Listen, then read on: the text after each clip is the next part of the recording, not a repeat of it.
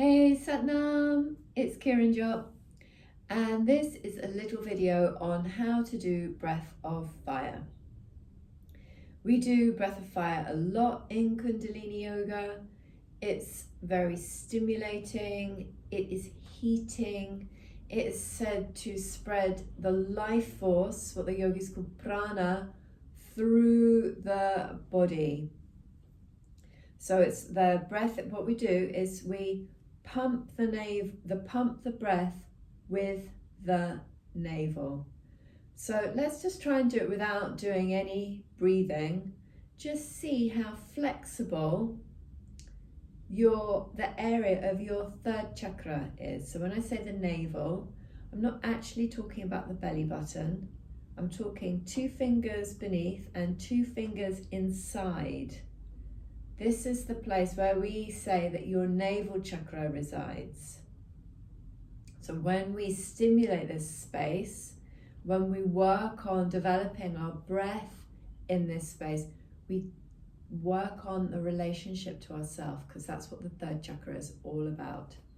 And you know, when I always say, like, people think of flexibility in terms of joints, but actually this is can be a very difficult place for some people to move, particularly if you've been going through life, you're kind of clenching. For whatever reason, it's not good or it's not bad, you know, life is traumatic. And you know, there can be a holding. So actually, to pump your navel means you have to release it. So you pull and release, pull and release, pull and release in a very steady, rhythmic pattern. Now let's add the breath to it. We breathe in and out through the nose, and you push the breath out of the body like you were sniffing out, like a reverse sniff. So it sounds like this.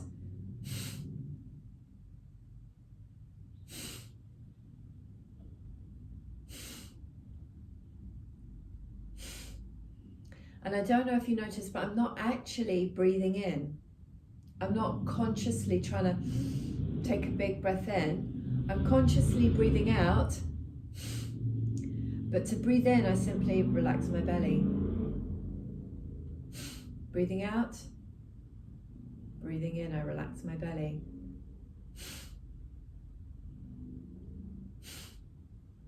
When you relax your belly, it draws the breath in because it creates a vacuum. So when we're doing it in class, what I always say to people is, if you're brand new and you're a beginner, just go nice and slow.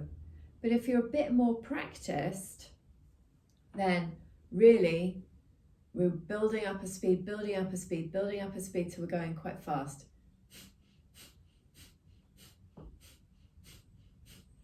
And the faster you get, the lighter and more subtle the pumping of the belly becomes.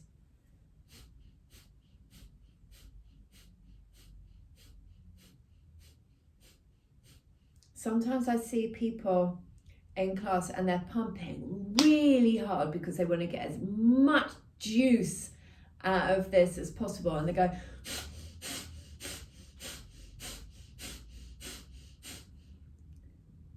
that's coming into what we call a skull cleansing breath. Yeah, the energy goes woo right up. That's when people they like to get really high through Kundalini.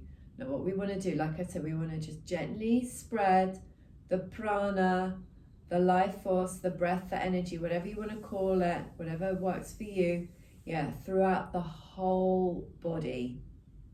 Okay. Contraindication: if you are bleeding heavily on your period, yeah, and your womb is kind of heavy, no breath of fire, just long, deep breathing. And I would say if you're getting a lot of hot flashes when you're menopausal, avoid breath of fire because it'll heat you up. But other than that, it's a great practice, super detoxifying, clears out the lungs. And if you want to break bad habits, then it is the go-to practice in Kundalini. Stimulate your third chakra, your will, your determination to serve yourself.